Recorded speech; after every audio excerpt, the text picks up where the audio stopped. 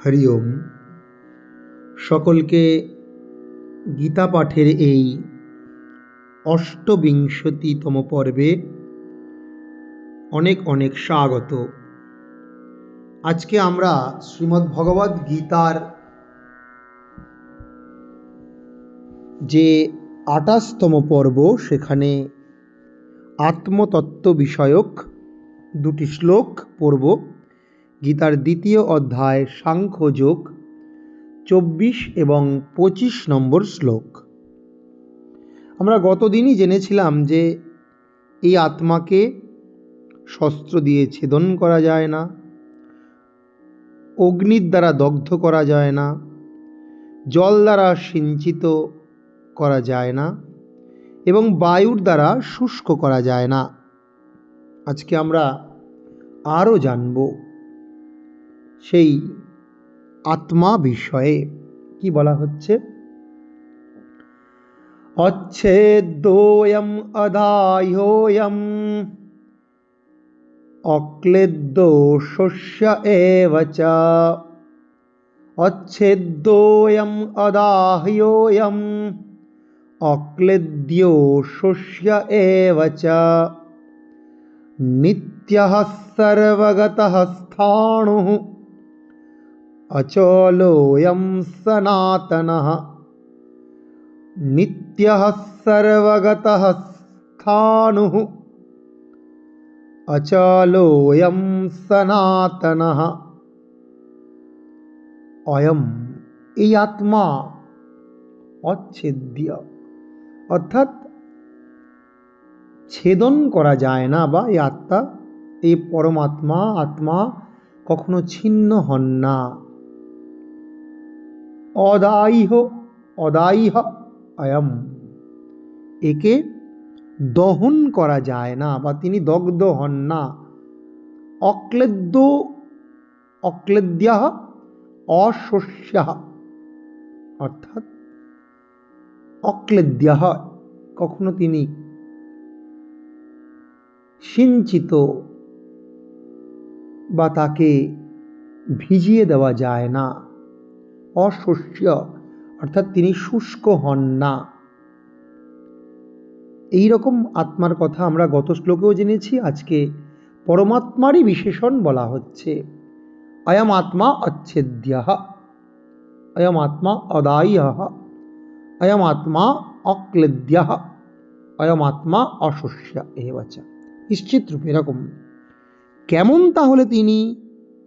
সেজন্য পরের দুটি চরণ বা পাদে বলা হচ্ছে নিত্যঃ সর্বগতঃ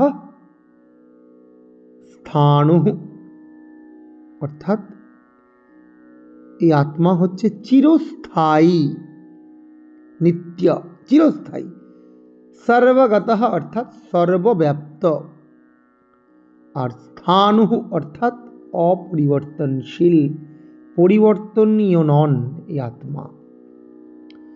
অচল অচল অয়ম সনাতন, অয়ম আত্মা আর কিরকম?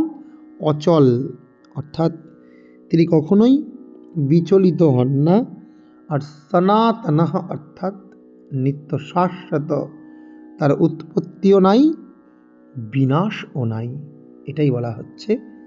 আর ২৫ নম্বর শ্লোকে কি বলা হচ্ছে? অব্যক্তোয়ম অচিন্তোয়ম, অব্যক্তোয়ম অচিন্তোয়ম অবিকার্যোয়ম উচ্যতে, অবিকারোয়ম উচ্যতে। তস্মাদেবং বিদিত্বৈনম, তস্মাদেবং বিদিত্বৈনম নানুশোচিতুমর্হসি, নানুশোচিতুমর্হসি। কেমন আত্মা? অব্যক্ত, একে অনির্বচনীয়। এই আত্মাকে ব্যক্ত করা যায় না, মুখের দ্বারা বলা যায় না।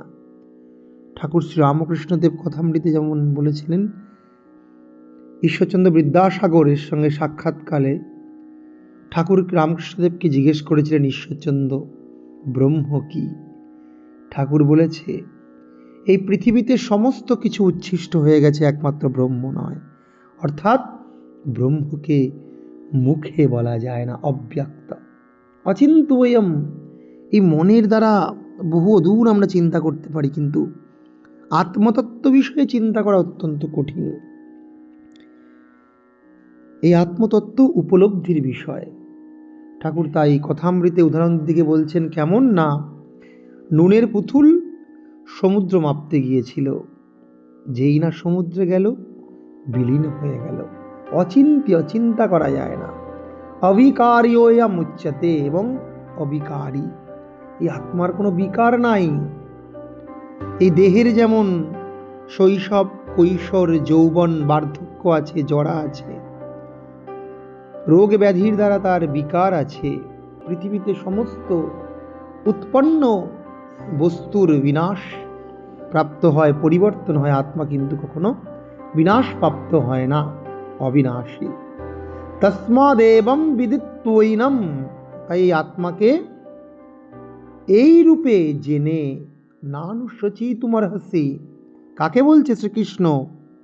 ভগবান শ্রীকৃষ্ণ অর্জুনকে বলছে, হে অর্জুন, তুমি আত্মাকে এই রকম জেনে কখনোই কিন্তু তুমি শোক করতে পারো না। তোমার কিন্তু কখনোই শোক করা উচিত নয়, কারণ আত্মা তো নিত্য, আত্মা তো অপরিবর্তনশীল, আত্মা তো সনাতন, শাশ্বত, চিরন্তন, আত্মা তো অচল, অব্যক্ত, ব্যক্ত করা যায় না, অচিন্ত্য, একে চিন্তা করা যায় না। সব আত্মার বিশেষণ এই দুটি শ্লোকে। আত্মা অচ্ছেদ্য, ছেদন করা যায় না। অশস্য, কে শুষ্ক করা যায় না। অক্লেদ্য, কে সিক্ত করা যায় না। অক্লেদ্য, ক্লেদিত বা একে সিক্ত করা যায় না। আর কি অদায়ী হয়, দগ্ধ করা যায় না। তাই এইরকম আত্মার বিষয়ে তুমি কিন্তু কখনো শোক করো না, তোমার শোক করা সাজে না। এটাই কিন্তু আজকের এই দুটো শ্লোকে ভগবান শ্রীকৃষ্ণ বললেন। আমরা আরেকবার শ্লোক দুটো খুব ভালো করে শুনব। अच्छेद्योऽयम् अदाह्योऽयम्, अच्छेद्योऽयम् अदाह्योऽयम्, अक्लेद्यो शोष्य एव च, नित्यः सर्वगतः स्थाणुः, अचलोऽयं सनातनः, अव्यक्तोऽयम् अचिन्त्योऽयम्, अविकारोऽयमुच्यते। तस्मादेवं विदित्वैनं नानुशोचितुमर्हसि।